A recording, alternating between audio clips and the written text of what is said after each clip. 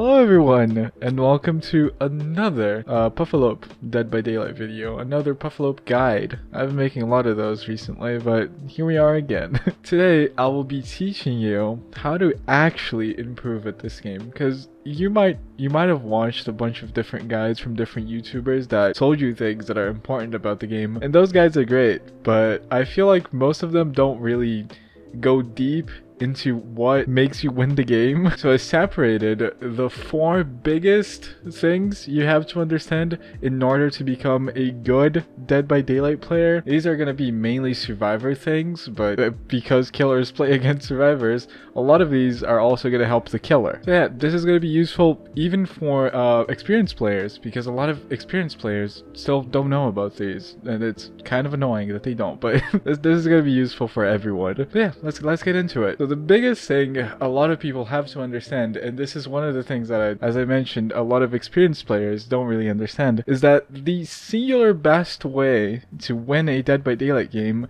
is to always stay away from your teammates. Like, never be close to them for any reason at all. DBD is asymmetrical for a reason. The killer would always win if it was a 1v1. The reason the killer is even able to lose the game is because he cannot apply pressure to all survivors at once. So if you stay together, even if you're technically progressing a gen faster, you are making yourself and your teammate vulnerable to being pressured, giving the killer a guaranteed advantage. The only times you ever want to stay even remotely close to your teammates is like when you want to heal up, and even then it's bad, especially with boons nowadays and medkits. You can heal yourself. Even if with circle of healing you heal yourself a bit faster if someone else is healing you, you'd rather get healed slower just so you don't have to waste 2 people's time on one action. The only other time I'd say it's okay to be close to your teammates is when it's like 1 generator left and the killer has a 3 gen, and maybe progressing that last gen faster is good. But then again, if you have 4 teammates spread across 3 gens, it is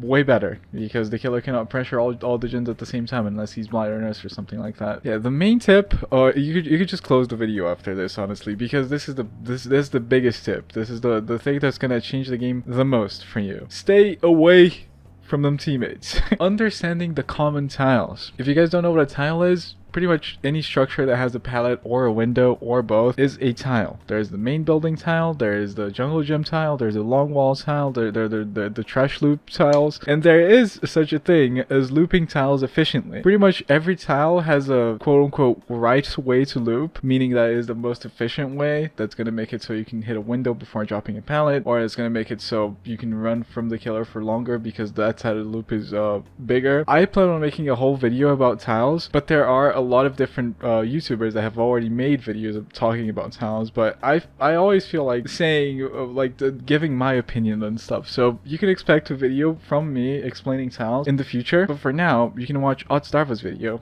and learn how to loop the tiles. But why am I telling you this?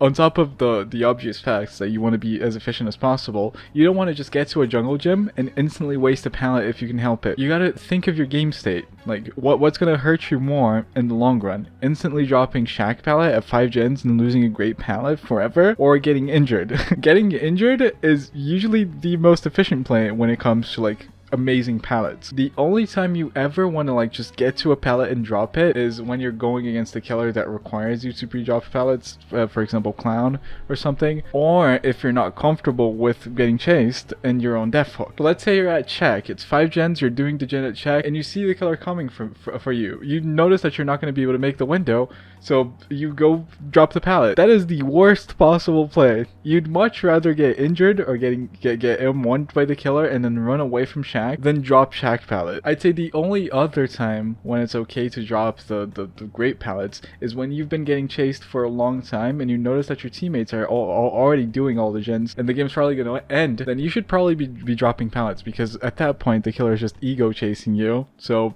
wasting his time as much as possible is the best play. Now, that's not to say that you should never use pallets. You should. That's what they're used for, helping you escape the killer. I'm just telling you to be smart and try not to panic drop every pallet, because you are hurting yourself and your teammates. Items. It's kind of weird to talk about items because you're not always going to have them at your disposal, but I noticed that people don't really understand what an OP item is. Like, if I were to rank every item in the game, it would go like this: medkits, the biggest gap ever known to men; the abyss, the distance between Earth and Sun, and then every other item. Medkits are so much stronger than every other item in the game that it's kind of crazy. Healing yourself is completely overpowered. Like, it feels like the game was not balanced around medkits. If you and your teammates are playing efficiently and all of you have a medkit in hand, you pretty much cannot lose unless you're going against a sweaty killer or a killer that has perks to counter healing and stuff. So if you're really trying to win the game, especially in solo queue, medkits are fucking S tier. They're way above every other item in the game, because as I told you in the first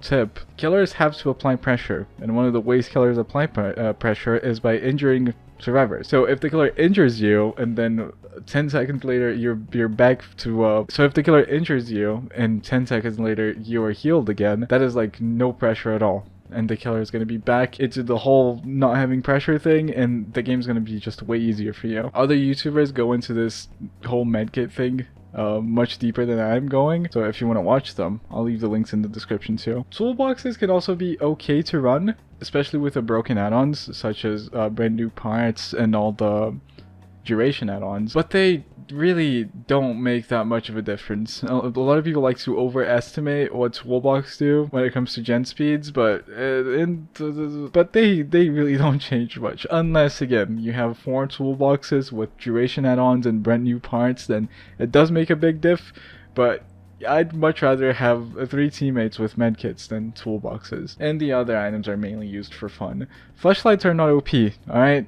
Killer main 23, you just gotta look at the wall before you pick up, man. It's gonna be okay, I swear to God. Okay, this is actually massive. Countering camping and tunneling. This is something that I think everyone should like be able to tell just from playing the game for more than 5 minutes, but they're not. This is a massive misconception. People think that the way to counteract tunneling and camping is to body block the tunneling killer and dance in front of the hook where the killer is camping. No, you are helping the killer when you do that. You're actually making their play more efficient by doing that. Of course the killer is going to camp the hooked survivor if he notices that the 3 other survivors are just jerking off around the hook. So don't. If a killer downs a survivor and decides to camp them to death, that takes 2 entire minutes. In 2 minutes, the other 3 teammates can finish 3.5 gens with no items or perks if they're efficient. You're also going to be far from the hook, most likely, so you can probably finish all the gens in that time, because the killer has to like wait until the guy on the hook dies to then move to go check the gens and stuff. At that point, especially for weaker killers, that are the killers that really need to camp, they're probably not even going to make it to the gen before you finish them. So yes, Jimmy, I am telling you to not stay in front of the hook while the killer's camping. I know it hurts your ego, but you're helping the killer by doing that, so don't stay close to the hook. Just go do gens. And for tunneling killers, body blocking is okay, but remember what I told you in the first tip? You are giving the killer the chance to chase 2 survivors at the same time. That cannot be good. Like, you're wasting your time trying to get the other survivor to stay alive. Especially with base kit BT and stuff and all the perks that counteract tunneling. It's way better to just leave the survivor, let the killer tunnel him. If the survivor is good, he's probably going to be happy to be tunneled anyway, so he might as well, you might as well let him loop the killer. But the best way to counteract tunneling is by not saving the survivor in front of the killer. Because if you save the survivor in front of the killer, the most optimal play most of the time is to tunnel the survivor that just got on hooks, because that is going to be, a further hook state, and that survivor is going to be closer to death. And the killer killing a survivor is a optimal play. So don't save in front of the killer, and if the killer is camping, don't save at all. Just go do gens and tell the guy that's on the hook to suffer for a little bit so that the killer can lose the game. Remember, the way to counter camping is by doing gens, so you force the killer into leaving the hook by threatening him with ending the game. And the way to counter tunneling is to just let the survivor be tunneled and pressure other sides of the map and make it so that the tunneling play